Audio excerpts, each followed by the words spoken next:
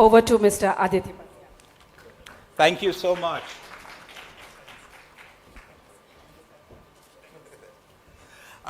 It's a deep pleasure, and it's so amazing to see all of you once again to this event, which I look forward to every year. What I love is that everybody here has almost become like family, where we are meeting, working, and I love our technical sessions because I always learn something more. So I'm going to cover something a little bit different than what we usually do, and which is talk about AI in healthcare. Now, here's the thing. Last year, I caught the AI bug, and I went on a now 75-city tour teaching CEOs in classrooms of 70, 80 people how to bring AI into their organizations. Now, the problem with this is every week, every 2 weeks, the entire field of AI changes. So I'm going to show you a couple of things, but pardon me, tomorrow morning this could all be obsolete. So I'm just going to caution you on that. And this is a 8-week course compressed to a 4-week course, compressed to a 14-hour course, compressed to an 11-hour course. And now I've been asked to do this in 1 hour, 45 minutes or something. So bear with me as I go fast. And I'll try to cover some of the top topics. How much do I have? 20 minutes? I have no option. Geez, 20 minutes. Okay. So let me rush through this as quickly as possible. I'm going to do some setups and everything, and we'll run through the question. The only thing which I'll apologize for is I was hoping to get some proprietary systems, but unfortunately, because of non-disclosure agreements and since this is being streamed on the internet, I am going to use only publicly available tools right now. So you can just imagine how better this would have been had we used some amazing proprietary medical stuff. So let's dive in. Some of the things which I hope to cover very quickly is talking about AI's help and support as a diagnostic assistant, liability protection for doctors, improving delivery efficiencies and costs across the healthcare system. And in India, that's a big concern because of our scale. Imaging and re-diagnostics at scale, and I'll talk about this in a little bit, research support and update, custom treatment plans, patient well-being and monitoring, counseling, and mental health. Now, healthcare is very broad. Like I said, I could do this in a 3-day course and we'd still cover the surface. But I want to do live examples. One of the things which I hate is going to AI conferences where they talk about how great AI is, and I say, okay, show me. You can keep talking about it, but what does this actually look like? So I'm going to, now that we have a short amount of time, rush through this fairly quickly. So let me walk you through a couple of things. What I'm going to do, and again, I apologize, this is a semi-fine-tuned bot, which means it's not proprietary. I'm going to take a case. And this case, which I'm going to start with, is just a very simple one. Now, as of last year, AI bots off-shelf Swan started completing the American med exams. As of a week ago, most of them now get 92, 93% marks. And a seminal study last year, particularly looking at diagnostic cases, found that they were able to beat most medical students. Stanford's done their, Harvard's done their back one, cleanly and amazingly at when it's coming to diagnostics. So let's take a simple one. You can all read this, hopefully. A 32-year-old woman presents to the clinic with a 6-month history of irregular menstrual cycles, 21 to 35 days, difficulty conceiving, acne, hirsutism, recent weight gain, type 2 diabetes, managed with metformin, no previous surgery, no smoke or consume alcohol or drugs, BMI is 31 kgs per meter square. On examination, you note an elevated blood pressure of 135/85, central obesity, several acne lesions on the face and the upper back pelvic. Ultrasound reveals multiple small cysts on both ovaries. This is obviously our panel. PCOS. Quite an easy one, right? All right, so I'm going to add my prompt on top. And it was wonderful to read this, but let's see. Okay. So we're going to say that he's a researcher in gynecology, help us understand the case. So I'm going to run this. And let's ask the first question. The first question I'm going to ask, what is the most likely diagnostic for this patient, right? And one thing which I love, this is unfortunately doing live, is the internet connection. So let's start with the diagnostics. And by the way, don't try this at home. All of you know how irritating it is when patients start using Google, imagine once they start using this crazy stuff. So it's PCOS, elevated blood pressure to coexist with PCOS. Great. What is the diagnostic criteria?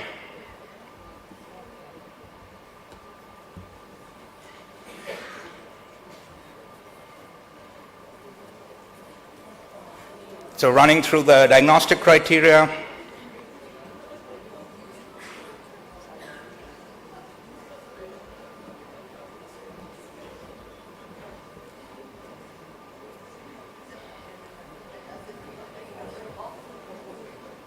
So far so good? On the right track? Let's ask for a treatment plan, comprehensive treatment plan with symptoms, desire to conceive. Plan should include lifestyle modifications, pharmacological treatments, and any other therapeutic interventions. Let's try to get a treatment plan done. So lifestyle modification, weight loss and diet, 5 to 10%, low glycemic index, exercise, stress management, yoga, meditation, metformin. Type 2 ovulation-inducing agent, clomiphene citrate is a first-line treatment recommended. Anti-androgens for hysterism might be thing. Other treatment therapy that are great. Please give a detailed and comprehensive prescription for this patient with correct dosages.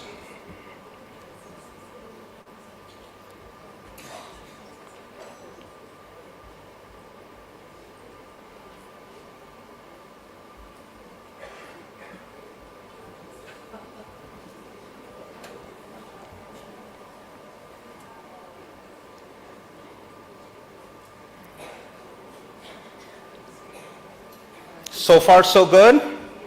Not too bad. I know some of you might disagree, but not too bad. Also got the letrozole in. Okay, let's go forward. 3 months later, the patient returns for a follow-up. She has lost 5% of her body weight and reports a slight improvement in menstrual regularity. However, she has not conceived and is experiencing gastrointestinal side effects of metformin. Her blood pressure has improved to 128/78. How would you adjust her treatment plan?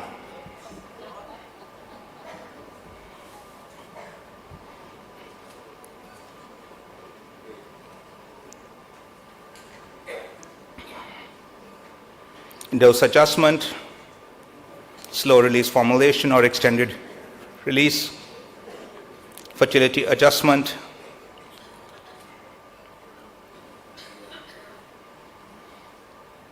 And by the way, this is not medically trained, this is general purpose model. The medically trained ones are even more insane, where they can really go in. Okay, now we could go on and on and on, and fertility specialist referral, all of that. Let's do some fun stuff with this. Great, please.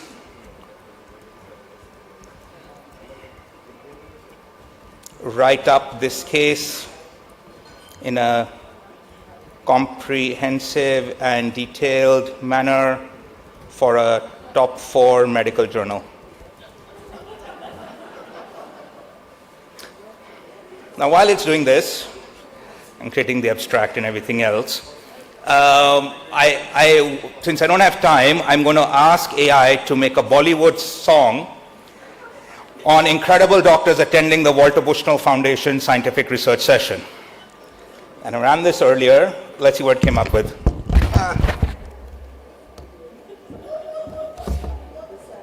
In the land of dreams, love and fun, a symphony of heart, stories untold. Through the skies, let's stand tall. Heroes in white coats, and this is generated now, like 2 minutes ago. The selfless devotion, guiding us through the darkest devotion, to balance knowledge and healing potions. These incredible doctors got miracles in motion. I'm going to try that with the 80s style dance song. Neon lights, the air is charged. In a room filled with doctors in white coats. They're seekers of knowledge, buying bills of dollars. Sparkling minds, they're calling the shots. Dancing with the innovators, rocking to the beat of the medical creators. We're unstoppable, no cure to solve. The walls of push down, foundation, we've got the right stuff. Not too bad. 5 seconds, 10 seconds. This dropped about a month ago. I think it's really cool. And okay, so we have an abstract, we have the introduction, case presentation, management outcome, discussion, standard, great. Let's try, and I'm going to steal a prompt which I have existingly. Yeah, okay, let's prepare the slides for the conference.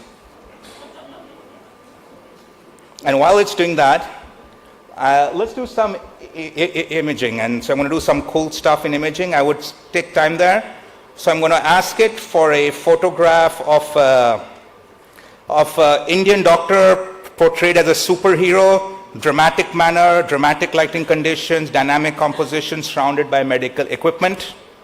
And since you have a lot of IVF people here, I'm going to ask it for some interiors for IVF centers. So ultra-realistic photograph of luxury IVF center, styled in elegant manner, balanced light conditions, upscale. And I'm going to put in another one. Let's do a different type of design for an IVF center waiting room, high-rise building, contemporary manner. So while it's building out those, let's go back to our thing, perfect.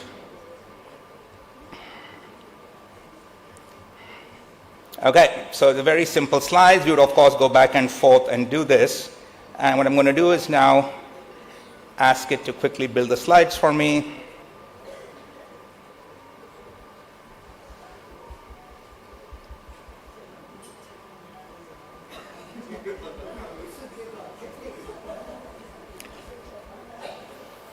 And so we took that content, asked it to put in slides, and then we're going to ask the system to generate out those slides. And this might take a few more minutes than I'd like to, since I don't have time. There we go. And now it's creating the slides. And it's picking up pictures from, of course, the database. Obviously, you can point it to how you want it.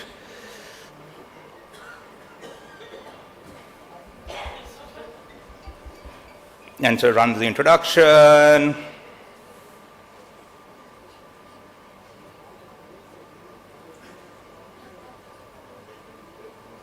And make some nice ways of doing it talks about the case.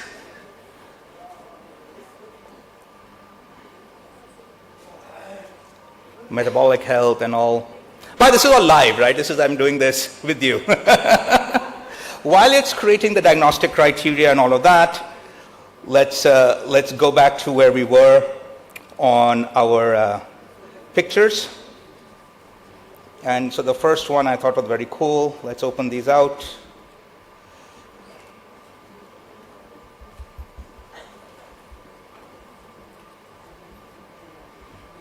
So these are our superhero doctors.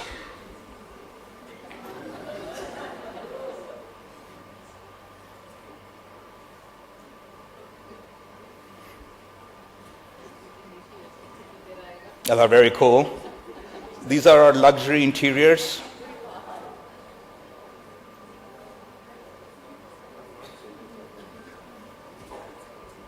And this is the other IVF center, which is more contemporary design. And these are all done live, right? So 5 minutes. So imagine if you have unlimited ability to generate this, that, etc. Okay, I have no clue how much time I have left, but let me rush back. Now that we have made our slides, let's look at the slides. Right, so treatment adjustment, side effects, manuals, initial treatment plan, all of the stuff, slides made instantly pulled in from this. So very, very cool. And I'm going to do a quick diabetes one since that's always fun. But this is what I love about this one. So let's do a case in diabetes. And we're going to say, you're a medical researcher.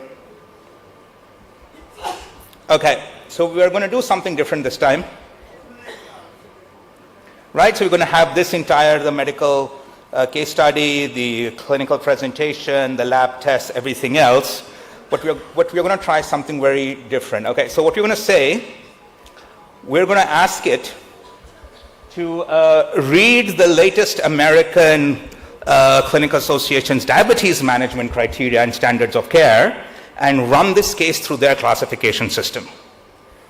Right, so what I'm going to go back and I'm going to open this out if I can find my window, which always is hard to find. There we go. Okay, understood and ready? So I'm going to upload this standards of diabetes, put up the file and say, great. Using these standards, please run the classification of the patient and explain everything in great detail.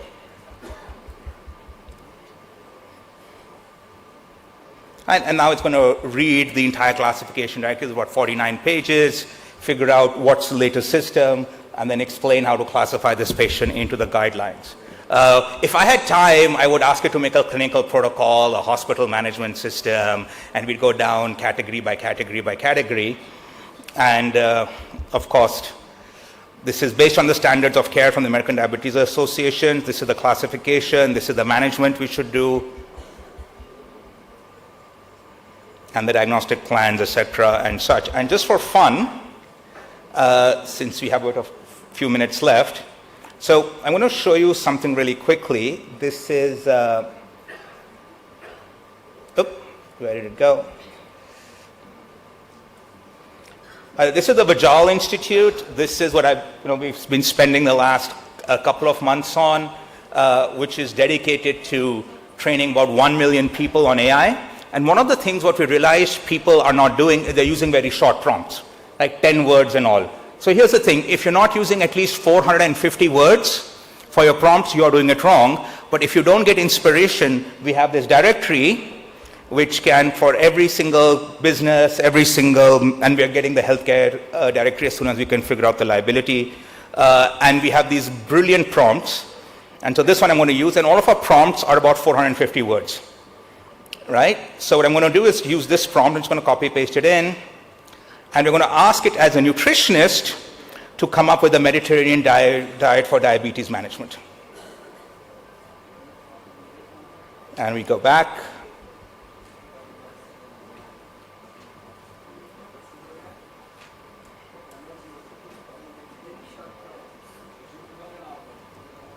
Diabetes. And it's a huge prompt. Embark on the task, comprehensive 7-day meal plan, grocery list, factor in frequency, provide tips on sustainability, diabetes.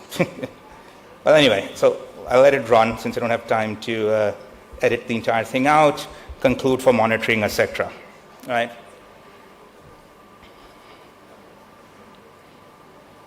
Yeah, I should have went to cardiovascular, I should have done cardio, but so then it wants to framework. Now, of course, you can tell it this is an Indian vegetarian patient, and it'll create an Indian vegetarian menu, tailored day to day and day. And so this type of customized treatment plans, customized nutrition plans are now available at a drop of a hat. So how many minutes do I have left? I don't have a, am I over? You're not put the timer on me? So grocery lists, cooking methods, and you can go back and forth. Let me get back to some core principles after showing you this, and I'll end after that on questions and everything else. Okay, so a couple of things. One of the big changes what we have is that, in early diagnostics, and we just had the antibiotic question, which I love that session. And I think one of the very interesting parts about it is the time it takes to diagnose viral versus bacterial, right? And in a lot of cases, people use antibiotics as first-line treatments. and being able to change that is there. But here's a problem. Can we see viruses under a microscope? Yes, no? Not under a traditional microscope, right? You can see bacteria and all. But now, thanks to artificial AI imaging, the electron microscopes, this one I think costs around 7 to 8 lakh rupees, about 10,000 or so dollars. And the electron microscope can immediately take a blood sample, take pictures of the actual virus or bacteria, and run an AI imaging sequencer to quickly identify it within 2 to 3 hours, whether it is, so virus instantly, and bacteria after 3 hours of expedited culture. And so by this year, we are going to see diagnostic criteria, US FDA and other regulators pending, who are going to be able to take a significant amount of blood, you can't do the pinprick ones, but really be able to mass run them through diagnostics on imaging. And this, by the way, is applicable to existing data and scans. And here's a wonderful Mayo Clinic study where they were able to take old CT scans and using AI methods, be able to get pancreatic cancer diagnosed 36 months before the clinical symptoms, or before a human being could have identified it using the scans. And so what we are seeing is massive in this year, breast cancer, pancreatic cancer, and a whole bunch of early detections pushed back by a couple of years. So instead of reaching stage 2, stage 3, we are going to go to stage 0. Most of this stuff is coming out in the next 3 to 4 months. I think it's going to completely change. One of the big issues that a country like India faces is that the vast majority of patients go undiagnosed. And they go undiagnosed because they just don't have access to diagnosis. Our wonderful doctors in the field are working with limited facts at extremely fast pace. So if we can bring this cost down and be able to just take existing images, upload it to a nice AI cloud, and immediately get answers in the first visit or in the visit immediately after, not waiting 1 week or 2 weeks, I think it fundamentally changes how we look at healthcare and treatment. But how is this going to work? The big problem is with AI, the experts, all of you in the room, right? L1s and L2s and AI is L2. This is how it's going to work. You're going to have multiple different AI models. I've shown you one. There are a lot of competing ones, giving you their suggestions and opinions. These hopefully will arrive at the doctor's desk. Now the doctor, the expert, is going to weigh and balance because many of these models might get it wrong. They might have different suggestions based on how they're trained. On the data, there's a localization involved. The experts decides then what they think is the right call, and then they are the ones who make the right decision. So as these are going to roll out, this in fact increases expert productivity, doctor productivity, and really puts all of you in the driver's seat, because a lot of the stuff that you had to do, whether it's taking medical notes or writing up prescriptions or analyzing drug-drug interactions, that can be pushed into AI. And then you're the one who actually has the 360 picture and be able to take the very important call. In the US, for example, they're also adding a liability checker. And a lot of lawyers and insurance companies want this, just to check for drug-drug interactions, certain laws for insurance plans. And so it once checks back, and it might go to the doctor and say, hey doc, love your diagnosis, everything is great, but these are some of the liability issues the legal plan or the insurance plan has come up with. Can you change something or just check it once? And so it's hugely powerful because it will stop doctors from second guessing themselves. They have somebody who can look through all the legal muck that doesn't apply to a medical practice, but might be part of the hospital guidelines or regulatory that's not necessarily clinical, and sort of that can come in as well. All of this stuff, by the way, is already out. Right? This is not science fiction. I showed you one example of a model. All of this is out. And it's coming in more and more into practice. There is a lot of issues on consistency, whether we can trust these models or not. But since April of last year, things have gotten crazy. And I'm going to do 2 things before giving up my time. So one of the things is the thing that dropped about 2 months ago, which is the ability of high quality audio patient counseling. And so this thing which I'm using speaks in 40 languages. Hindi it can understand and type, it can't speak, but it can choose and switch languages on demand. So I'm just going to do an English one. And this is a customer support counselor at an IVF clinic. And I'm hoping the internet keeps up with me. Oh, come on, internet. Connecting, connecting, connecting. 1 second, let me try to get this off this and try again. Connecting, connecting, connecting. So if this doesn't work, I'll tell you what it's saying, but basically you can have a very complicated conversation in audio with AI real time, and it'll, oh, hi, I'm calling about so my wife and I are unable to conceive. My mother-in-law is driving me crazy. My mother is driving me crazy. They want grandkids. I mean, okay, I know I just called you guys, but how can you help?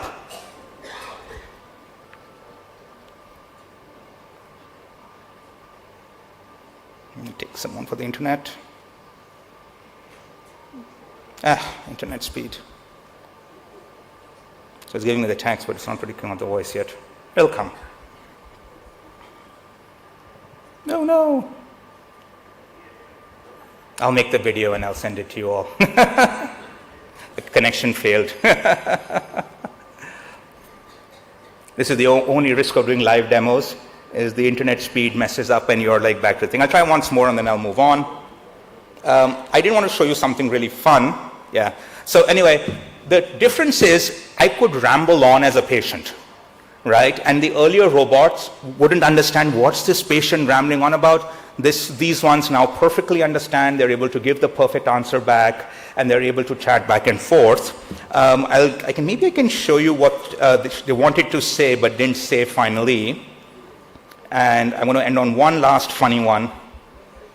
So she understood, right? And we ran this. And so I'll show you the text version, but this goes voice back and forth. And this will come up hopefully soon. And just for fun, I want to try one cool thing. I'm going to take the prescription from a Bangladeshi doctor, just to be safe. You are an expert pharmacist, since we covered pharmacist, with 15 years of experience understanding doctors' handwriting. Please look at this prescription and give us complete and comprehensive details about it. I'm going to use a small prompt. And as you can see, it's I haven't shown you this. It's a reasonably, doctor-like prescription. But this is a real one from Bangladesh. I picked this up. And it's able to pick up the disease state, the HTN, the thing, and of course the medications, and the frequency, and full explanation. So, one nice thing for patients is now they're going to just be taking pictures of these and uploading and saying, what does this really say? But also I think it's a great way to start pushing out, handwriting and all. And I know some of you have moved to computers and all, but I still believe in the pen. I'll close on that. There's a lot more happening. The Walter Bushnell team has asked me, the Vijal memberships for people and organizations right now cost about $10,000, where you can take all of these courses online and learn this. I believe the Walter Bushnell, the CRC, the Corporate Research Center, is doing something for all of you, so please contact them. And I think if you can use them, they'll be able to get some of this in your hand very quickly. And I'll stop there. Questions?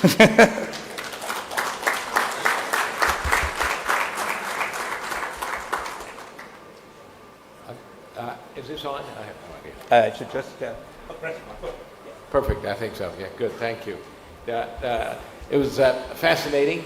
I have a list of questions here, about 6 or 7 deep, so do we have, an hour or so to questions? Sure. No such thing as time, right? We all can wait a few more minutes for... I have lots of questions, but I'm going to ask you one which I'd like you to help me understand. What in the heck is AI? Because I know machine learning, I know these things. Tell me what AI is. So the best way to learn AI is to understand this joke. Machine learning and computers are in which programming language? In which language? Depends. Python, C++, etc. What is the language AI uses? PowerPoint. PowerPoint. It's whatever you want to brand it as AI. And I think this is one of the big problems that we see. I make this joke that everybody who was a crypto coin expert a year and a half ago is an AI expert now. And so there's a lot of hype around this. And that's one of the big focus of what you're trying to do is to show you how to use it rather than talk about it in generalities. What I use is something called generative AI, which you can absolutely not trust. Remember that. Which all it's trying to ask, and if I had time, I'd show you how this works. But what's the next word?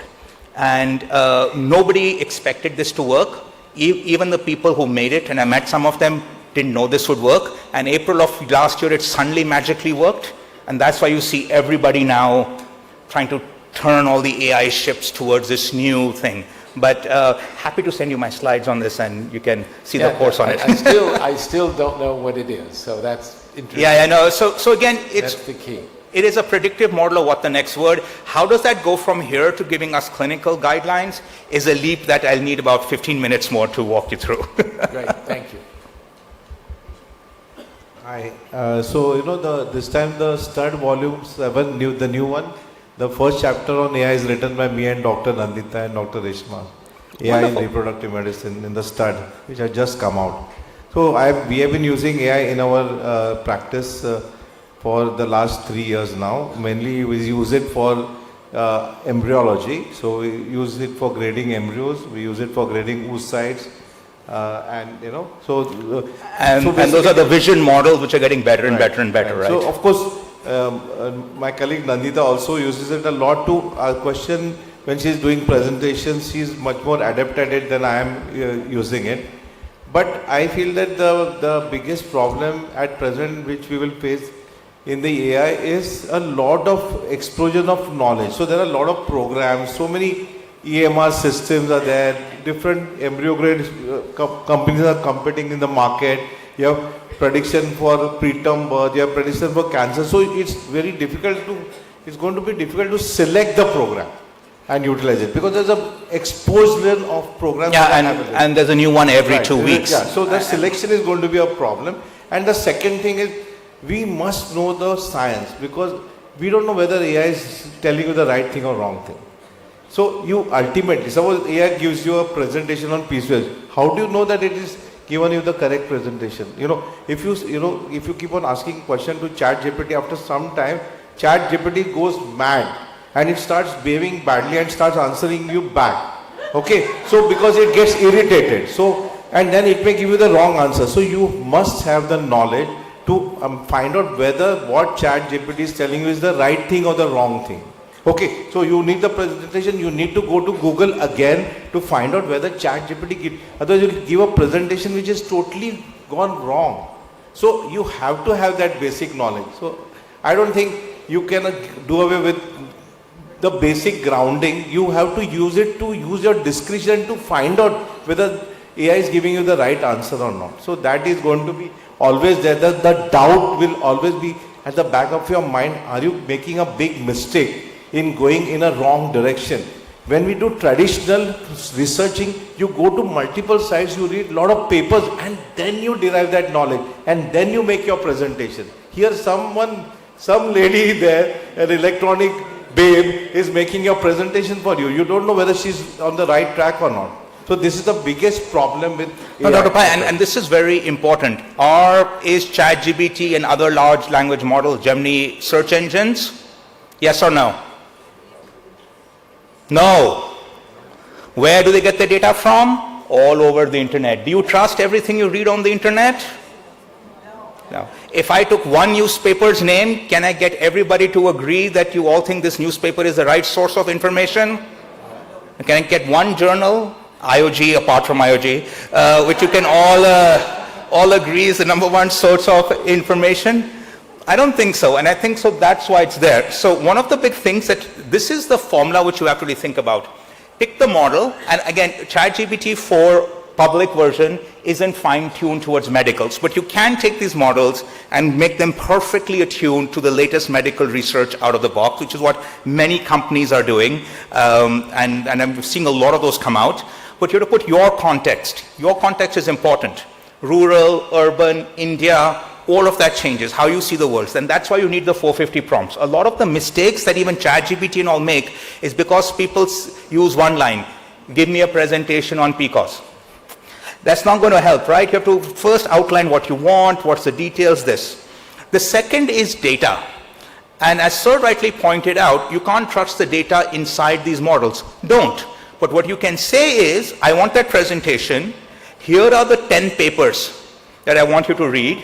Here are the 2 books and all. Read all of them. And based on that and only that, without going left, right, and center, make that presentation. So for example, since we had some cool thought processes on FOGC guidelines, I uploaded the hysterectomy guidelines for IVF centers in rural, and it's sort of coming out with one by one protocols, but I've told it only use FOGC guidelines. Don't go left, don't go right, don't use the American ones, don't use anything else. Stick to these and basis on that. And so please don't use these willy-nilly. You have to upload the exact data you want. You can't trust it out of the box. And I think the next models coming out, which have a lot of these data systems built in, good connectivity to the various journals, PubMed. They're already here, actually. I've used some of them, but I think they're going to become cheaper and more publicly accessible soon. So the one which is free. Don't use that. You get what you pay for. Aditya, before we start, It costs 3,000 rupees a month, plus. I was just saying that before we started this whole session, he was saying, I'm going to give you a lot of sleepless nights. And after I heard you, I thought I can really sleep well because ChatGPT is going to do all my work, all the presentations, and I'll give you a real-time story. Narendra used to do. Never. So I'll just tell you, I mean, I edit 2 journals and there are many presentations which I make, and there's always paucity of time. And my secretary, he's really, after me. So one day, I think about 3 days, he was after me that I had to write a editorial for one of the journals. And he got really fed up because I couldn't do it. He said, Madam, I have written something. Can you please have a look at it? And I was absolutely zapped. I said, oh, why and how did you do it? I mean, you're too good.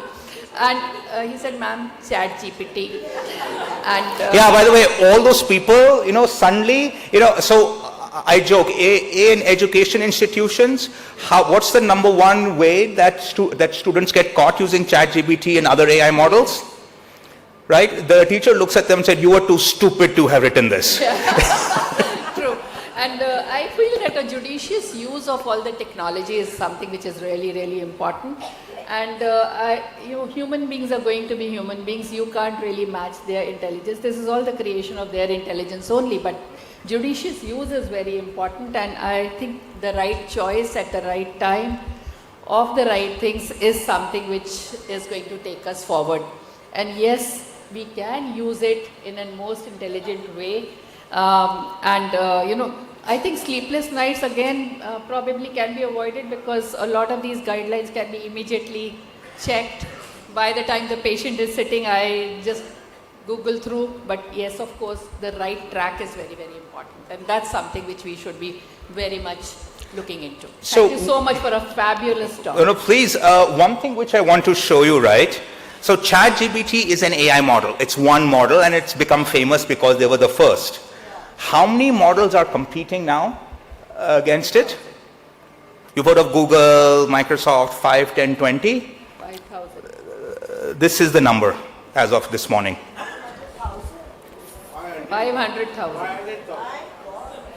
And so the boom, and when I started last year, there were about 3 to 4,000, and in 1 year it's gone to 500,000. And all of these models are competing on a lot of things, and there are at least 10, 20 models which are dedicated only to into medical writing, medical research, practice, all of these. And you're going to see those come out, I think, in the next 3 to 4 weeks. Become a member of the institute, you'll get updates. So, excellent presentation. I think everybody was sleeping is awake after your presentation. And Though we all know that AI is definitely very efficient and can analyze lots and lots of data without any problem, but it has its own problems, we all know. It is unable to have any emotions, as we have all seen, unable to have self-repair. Whatever wrong is done. And also, we are going to face a lot of job problems with this. And of course, lack of creativity, out-of-box thinking, and ethical consideration. That's the most important thing. Sooner, I think, whosoever has the treatment, the data is going to be there all over. And that is going to cause lots and lots of problems. So that is a very worrisome thing. By the way, AI has great emotions. Write a poem on the struggles of IVF from the perspective of a mother.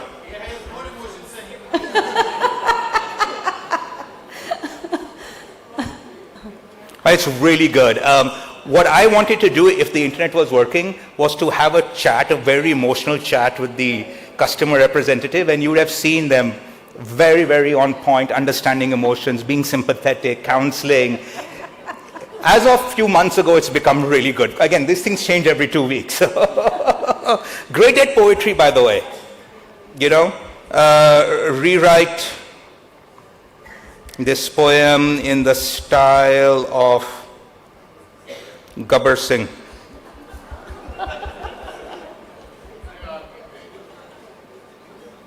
Great. Yep. Try it from his perspective.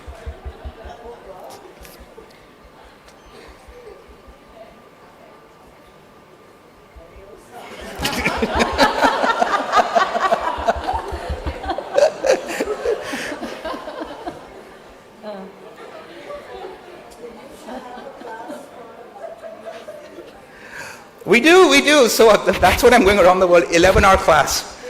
11 hours, 0 to 100 on how to start using it, how to bring it into your organization. Or you can just go online. We have the online version coming out in the next 2-3 days. So, you know, like a CME with proper stuff.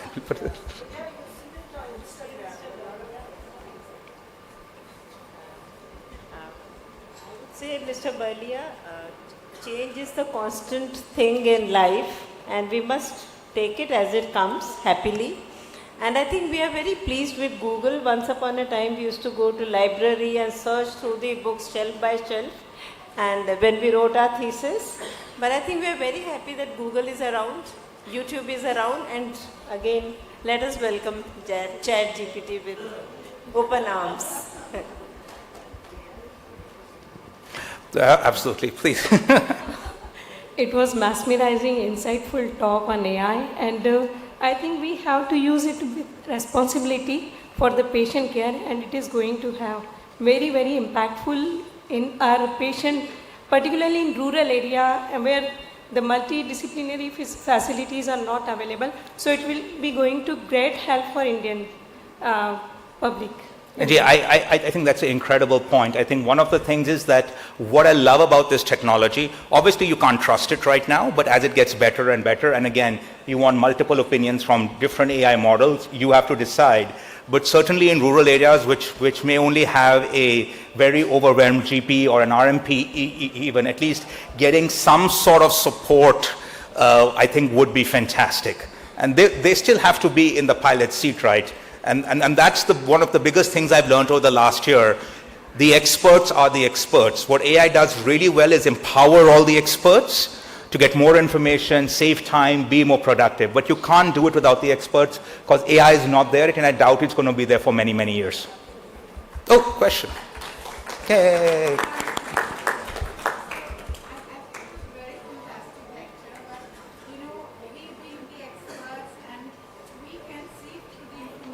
Yes, you are the experts and you can sift through the information. What is the regulation that we as responsible people are having for the newer generations? Where will they... Of doctors? Of anyone. Uh, So, I can tell you in the APJ education society, we have already declared 4 months ago that every single student will do everything using AI, or a faculty will do everything using AI, and everybody's going to. It's like going back and saying, don't teach the kids calculators because they'll forget how to do log tables. I mean, or don't teach them computers because, their handwriting will go bad. But you do need to create safe spaces for them to have the critical knowledge, understanding, skills, behaviors, which have to be saved from AI. And I think that's how it's going to work out. Going to be 15-20% of AI less, then about maybe 40-50% of AI enabled, and then maybe even 20-30% of AI. But I love giving this example. Remember, for some of you are older, so you remember, some of them are very young, so I apologize to the younger people here. But how many questions could you do on a math exam when you had to use log tables? Right, in 1 hour, maybe 10 questions, 1.5 hours. Then they give you a calculator. Did the exam become easier or harder? Become harder because now you have to do 50 questions in the same 1.5 hours and think completely different because they said, being able to calculate is no longer a skill. A calculator will do that or Excel will do that. Now you have to think higher. And so I think the next generation is going to actually be far more pressured in education because, you can write great English. Who cares? So can everybody else now. So they'll have to actually go to the next level, and that's really excites me. And particularly for all of our students who don't have a great school to go to. I mean, all of us are the 1% or the 0.01% in India, but you can imagine all across the world if every single student had a personal tutor who could ask them unlimited knowledge, and I mean, that's going to change the world on that.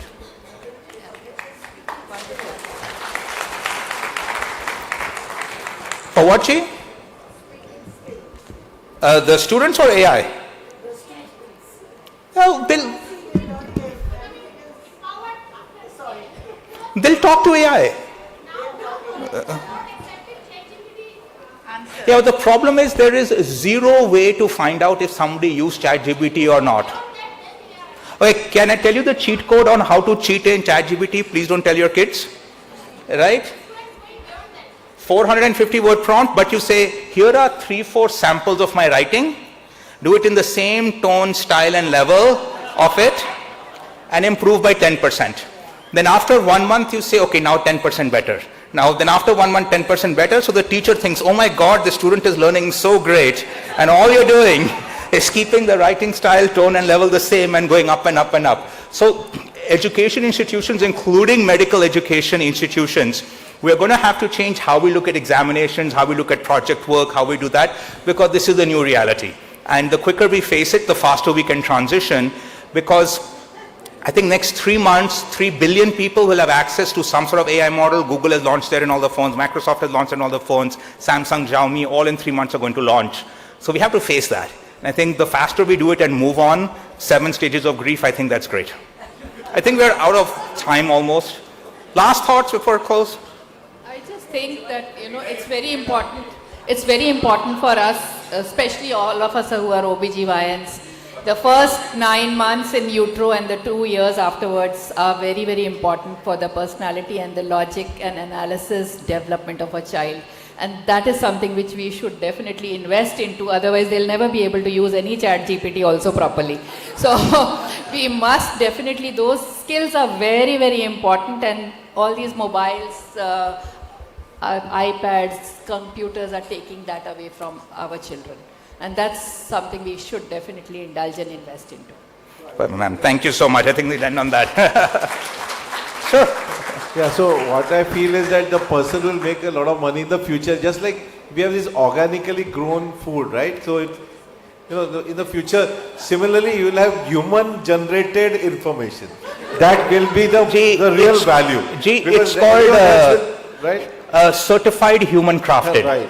This is purely generated by human brain and nothing else. So that will be the, the real, I would say high value kind of information in the future. My daughter is an engineer in US, and I was telling her that you should start a company where you say, okay, certified human crafted. Little logo there.